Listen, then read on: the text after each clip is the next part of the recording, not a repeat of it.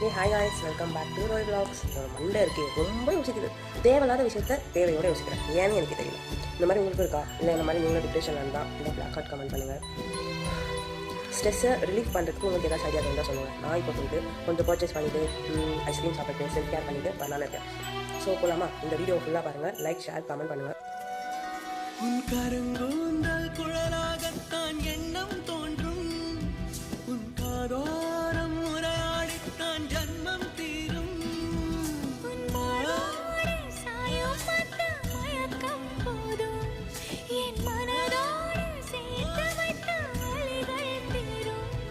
உன் காதல் ஒன்றை தவிர என் கையில் ஒன்றும் இல்லை, அதை தாண்டி ஒன்றும் இல்லை. பெண்ணே பெண்ணே நீ இல்லை என்றால் என்னவே?